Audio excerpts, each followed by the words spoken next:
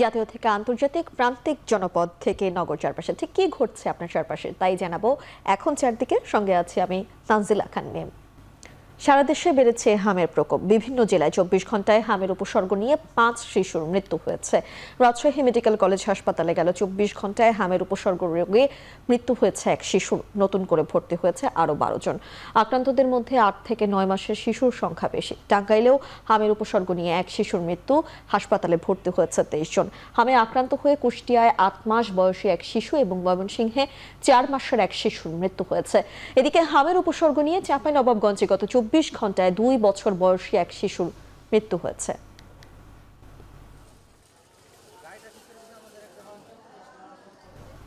হামের প্রকোপ ঠেকাতে রোববার থেকে শুরু হওয়া জরুরি টিকাদান কর্মসূচি সফল করতে সবার সম্মিলিত প্রয়াস দরকার বলে মন্তব্য করেছেন স্বাস্থ্য সচিব মোহাম্মদ কামরুজ্জামান চৌধুরী। শুক্রবার স্বাস্থ্য মন্ত্রণালয়ের এক জরুরি বৈঠকে এই মন্তব্য করেন তিনি।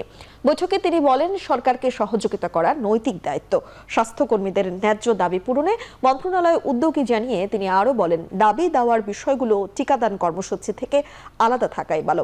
টিকাদান কর্মসূচি সফল করতে সর্বোচ্চ চেষ্টা ও পরিশ্রমের উপর গুরুত্ব আরোপ করে সচিব জানান, টিকাদান কর্মসূচি বাস্তবায়ন করা সবার দায়িত্ব।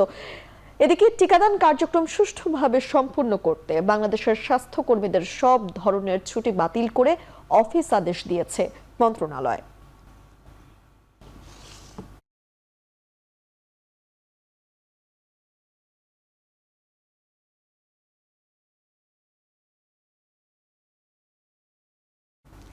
রাজশাহী মেডিকেল কলেজ হাসপাতালে গেল 24 ঘন্টায় হামে আক্রান্ত হয়ে এক শিশুর মৃত্যু হয়েছে। নতুন করে ভর্তি হয়েছে আরও কয়েকজন। এ নিয়ে আরও জানাতে রাজশাহী মেডিকেল কলেজ হাসপাতাল থেকে যুক্ত আছেন মারুফ হাসান। মারুফ, একটু জানাবেন হাসপাতালে নতুন করে আরও শিশু ভর্তি হয়েছে কিনা এবং হামের সংক্রমণ নিয়ে চিকিৎসকরা আসলে কি বলছেন?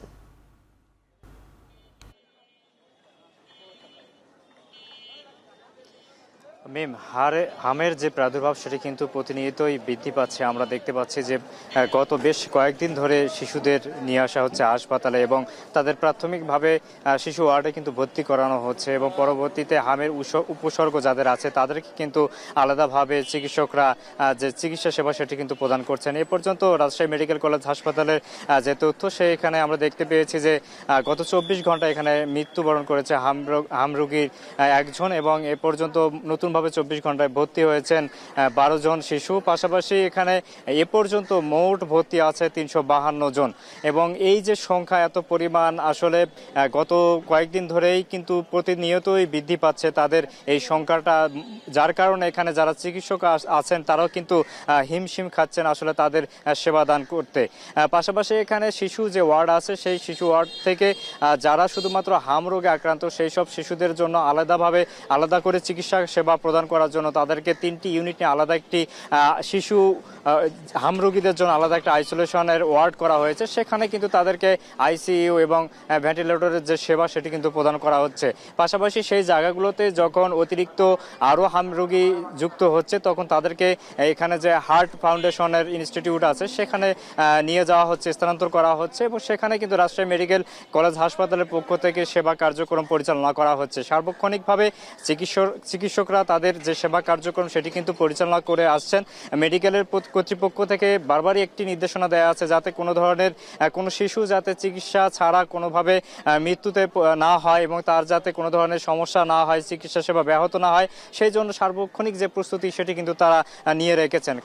পাশাপাশি এখানে আগামী রবিবার থেকে যেহেতু হামের টিকা প্রদান কর্মসূচি আছে সেখান থেকে আমরা জানি যে এখানে সিভিল সার্জন তিনি কিন্তু ইতিমধ্যে ঘোষণা দিয়েছেন যে যেসব শিশু এখন পর্যন্ত হামের টিকা নেয়নি তাদেরকে যাতে আগে হামের টিকা প্রদান করা হয়, যাতে এই হামের যে প্রাদুর্ভাব সেটি যাতে কমিয়ে আনা যায় এবং হামের যে লাগাম সেটি যাতে টেনে ধরা যায়, এমনটাই কিন্তু তারা প্রত্যাশা করেছে। পাশাপাশি রোগীর স্বজনরা বলছেন যাতে তাদের শিশুরা দ্রুত স্বাস্থ্যসেবা পেয়ে এখান থেকে ভালো মতে বাসায় ফিরতে পারেন, এমনটাই কিন্তু প্রত্যাশা করছেন তারা।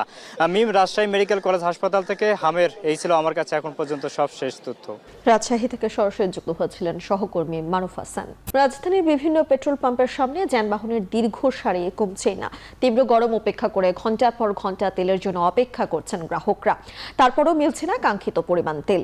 এতে বিপাকে পড়েছেন চালকরা। হুমকির মুখে রাইড শেয়ারিং সহ পরিবহনের সাথে জড়িতদের জীবন জীবিকা। প্রভাব পড়েছে গণপরিবহনেও। ডিপো থেকে পর্যাপ্ত তেল না পাওয়ার অভিযোগ করেছেন পাম্প মালিকরা। এদিকে গ্রাহকদের অভিযোগ 4 থেকে 5 ঘন্টা অপেক্ষার পর 500 টাকার তেল পাচ্ছেন না তারা, যারা 2-1 দিনেই শেষ হয়ে যাচ্ছে। ফলে আবার শুরু হচ্ছে তেল পাওয়ার লড়াই।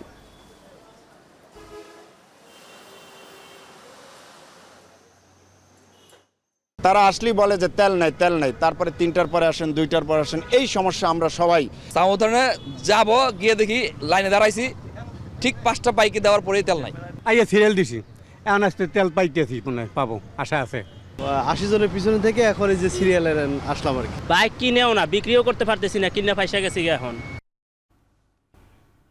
দেশের পেট্রোল পাম্পগুলোতে এখনো ক্রেতাদের দীর্ঘ লাইন, অনেক পাম্পে আবার ঝুলছে তালা। এ নিয়ে আরো জানাতে বিজয় সরণি থেকে যুক্ত হচ্ছেন সহকর্মী সানি মৃধা। সানি, একটু জানতে চাই, ছুটির দিনে বিকেলে পাম্পের পরিস্থিতি কেমন দেখছেন এবং গ্রাহকরা ঠিকঠাক মতো তেল পাচ্ছে কিনা? আমি পুরোপুরি স্বাভাবিক প্রক্রিয়ায়, যেরকম স্বাভাবিক দিনগুলোতে আমরা দেখেছি যে দীর্ঘ লাইন। আজকে সরকারি ছুটির দিন শুক্রবার, যানবাহনের চাপ রাস্তাঘাটে কম থাকলেও সেই পেট্রোল পাম্পগুলোতে কিন্তু একই চিত্র, অর্থাৎ দীর্ঘ লাইন। কিন্তু আমরা যে কয়টি পেট্রোল পাম্পে গিয়েছি সে সবগুলোতে আমরা দীর্ঘ লাইন দেখেছি।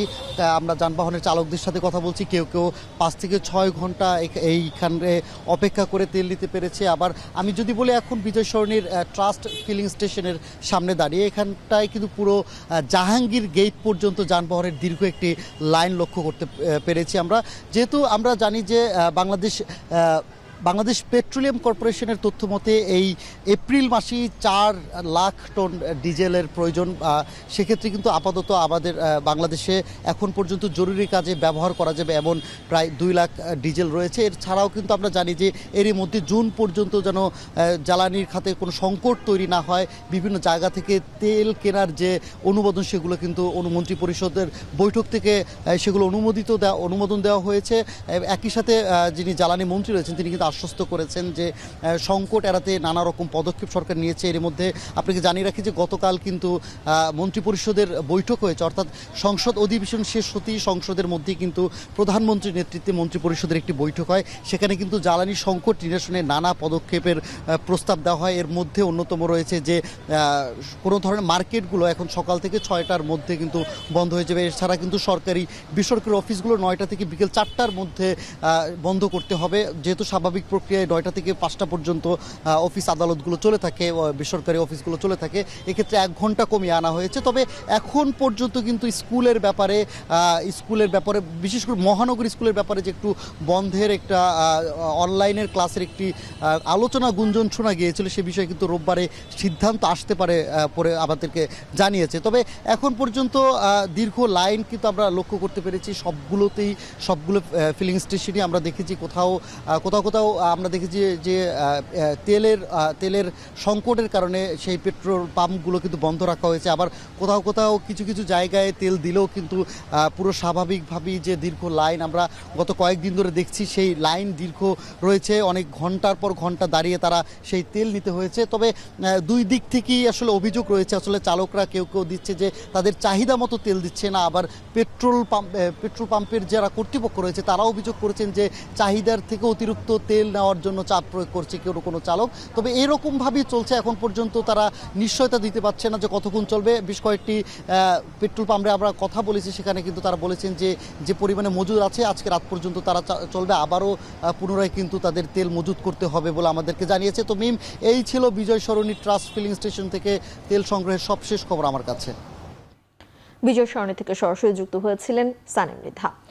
সরকার জ্বালানি তেলের বাস্তব চিত্র তুলে না ধরে লুকোচুরি করছে বলে অভিযোগ করেছেন বিরোধী দলীয় নেতা ও জামায়াতের আমির ডাক্তার শফিকুর রহমান। বলেন, অনলাইনে শিক্ষা কার্যক্রম চালাতে গিয়ে বিদ্যুতের আরও বেশি অপচয় হবে। শুক্রবার দক্ষিণ কেরানীগঞ্জে দলটির এক সমাবেশে একথা বলেন তিনি। এমনভাবে বিবৃতি দেওয়া হয় সংসদের ভিতরে, মনে হয় যেন সমস্যা তো নাই, বরঞ্চ উদ্বৃত্ত তেলের উপর ভাসছে বাংলাদেশ। সরকার কেন সবাইকে নিয়ে কুলামনে বসছে না? বাস্তব অবস্থা কেন তুলে ধরছে না? আমরা সবাই এই সংকট নিরসনের অংশীদার হতে চাই।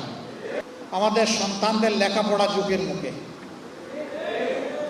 ইতিমধ্যে ভাবা হচ্ছে সন্তানদেরকে স্কুল থেকে 3 দিনের জন্য গড়ে বসিয়ে তাদেরকে শিক্ষা দেওয়া হবে। এমনিই শিশুরা ডিভাইসে আসক্ত হয়ে পড়েছে, এখন যদি আবার স্কুল থেকে বিরত রেখে তাদের হাতেই ডিভাইস দিয়ে দেওয়া হয় তাহলে তাদের মেধার মৃত্যু ঘটবে। অর্থনীতি স্থিতিশীল থাকা পর্যন্ত জ্বালানি তেলের দাম বাড়বে না বলে জানিয়েছেন বাণিজ্য ও শিল্পমন্ত্রী খন্দকার আব্দুল মুক্তাদির। শুক্রবার বিকেলে সিলেটে ব্যবসায়ীদের সাথে এক মতবিনিময় সভায় তিনি একথা জানান। এ সময় তেলের দাম নিয়ে আতঙ্কিত হওয়ার কিছু নেই বলে আরও জানান তিনি। আপনি পেট্রোল পাম্পে গেলে তেল পাচ্ছেন, আপনি এখানে যে এসেছেন মোটরসাইকেল বা গাড়িতে করে, সেটা তেল চালিত বাহন, তো কি আটকাচ্ছে আমাকে বলেন। আজকে পর্যন্ত তেলের কারণে ব্যাহত হয়েছে কোন জিনিসটা? একটাও কিছু না। আপনি সুইচ টিপলে বিদ্যুৎ পাচ্ছেন, তাহলে সমস্যাটা কোথায়? আতঙ্কিত না হওয়াটা স্বাভাবিকতার রক্ষার একটা পূর্ব শর্ত। আতঙ্কিত হওয়া যাবে না। বিশ্বের সব থেকে ভালো শিক্ষা ব্যবস্থা বাংলাদেশে প্রত্যয়নের প্রত্যয় ব্যক্ত করেছেন প্রাথমিক ও গণশিক্ষা প্রতিমন্ত্রী ববি হাজ্জাজ। সকালে ঢাকা বিশ্ববিদ্যালয়ের রোভার স্কাউট গ্রুপের হীরক জয়ন্তী অনুষ্ঠানে তিনি বলেন, কর্মসংস্থানের অভাবে আমরা তরুণদের সঠিক পথ দেখানো যাচ্ছে না, এজন্য সরকার কর্মসংস্থান সৃষ্টিতে নজর দিয়েছে। এ সময় আইজিপি আলী হোসেন ফকির মন্তব্য করেন, বিগত 17 বছরের দুর্বৃত্তায়নের রাজনীতির কারণেই পুলিশ জনগণ থেকে বিচ্ছিন্ন ছিল।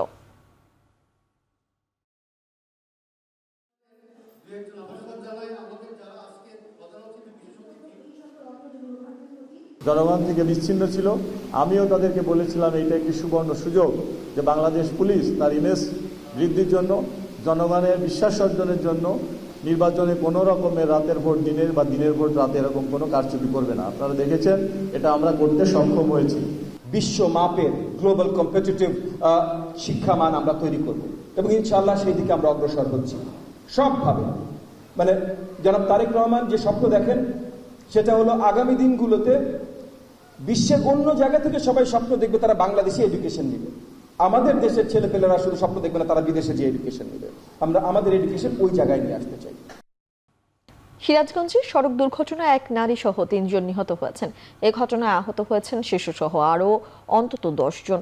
সকাল 11:30টার দিকে মহাসড়কের কামারখন্দ উপজেলার নলকায় দুর্ঘটনাটি ঘটে। নিহতদের মধ্যে জেলার রায়গঞ্জের চান্দাইকোনা গ্রামের রাখি বেগম, নওগাঁর বদগাছির রাকিবুল ইসলামের পরিচয় পাওয়া গেছে। পুলিশ জানায়, বগুড়া থেকে ঢাকাগামী বুশরা পরিবহনের একটি বাস যমুনা সেতু পশ্চিম সংযোগ মহাসড়কের কামারখন্দের নলকায় পৌঁছলে নিয়ন্ত্রণ হারিয়ে সেতু রেলিংয়ের সাথে ধাক্কা দেয়। এতে ঘটনাস্থলে 3 জন নিহত হয়। পরে পুলিশ মরদেহ ও আহতদের উদ্ধার করে Shaheed M Mansur Ali Medical College হাসপাতালে পাঠায়। ইরানের উচিত বিজয় ঘোষণা করে যুদ্ধ বন্ধ করা, একথা বলেছেন দেশটির সাবেক পররাষ্ট্রমন্ত্রী জাভেদ জারিফ। তেহরানের জন্য সুবিধাজনক শর্তে যুক্তরাষ্ট্র ও ইসরায়েলের সঙ্গে যুদ্ধ শেষ করার একটি রূপরেখা দিয়েছেন তিনি। এদিকে যে কোনো ধরনের আক্রমণ মোকাবিলায় কমান্ডারদের সব সময় প্রস্তুত থাকার নির্দেশ দিয়েছেন ইরানের সেনাপ্রধান আমির হাতামি। ইসরায়েল ও মধ্যপ্রাচ্য জুড়ে হামলা অব্যাহত রেখেছে ইরান। হামলায় একটি পানি পরিশোধন কেন্দ্র ক্ষতিগ্রস্ত হয়েছে বলে জানিয়েছে কুয়েত। অবিলম্বে ইরানের হামলা বন্ধে জাতিসংঘের জরুরি হস্তক্ষেপ চেয়েছে উপসাগরীয় সহযোগিতা পরিষদ জিসিসি। আর হরমুজ প্রণালী চালু করতে লন্ডনে জরুরি বৈঠক করেছেন 40টিরও বেশি দেশের কূটনীতিকরা। অন্যদিকে যুক্তরাষ্ট্র সেনা প্রধান জেনারেল র্যান্ডি জর্জকে বরখাস্ত করেছেন দেশটির প্রতিরক্ষা মন্ত্রী পিট হেগসেথ। তবে এর কোনো সুনির্দিষ্ট কারণ জানায়নি যুক্তরাষ্ট্রের প্রতিরক্ষা দপ্তর। অন্যদিকে দক্ষিণ লেবাননের হিজবুল্লাহর 15 সদস্যকে হত্যার দাবি করেছে ইসরায়েল।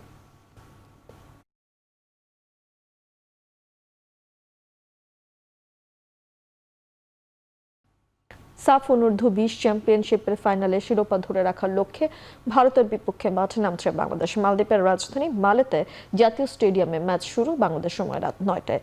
বয়সভিত্তিক ফুটবলে এই দুই দলের ফুটবলকে এখন পরিচয় করিয়ে দেওয়া হচ্ছে দক্ষিণ এশিয়ার সুপার ক্লাসিকো হিসেবে। যদিও ভারতের বিপক্ষে এর আগে 3 বার ফাইনাল খেলে একটি জয়ও পায়নি বাংলাদেশ। তবে বর্তমান চ্যাম্পিয়ন হওয়ার এই ম্যাচে বাংলাদেশকে এগিয়ে রাখছে সমীকরণ। গ্রুপ পর্বের ম্যাচেও ভারতের বিপক্ষে বাংলাদেশ দেখিয়েছে দাপট। 1-1 গোলের সেই ম্যাচে পুরো সময়ই ভারতের চোখে চোখ রেখে লড়াই করেছে বাংলাদেশ।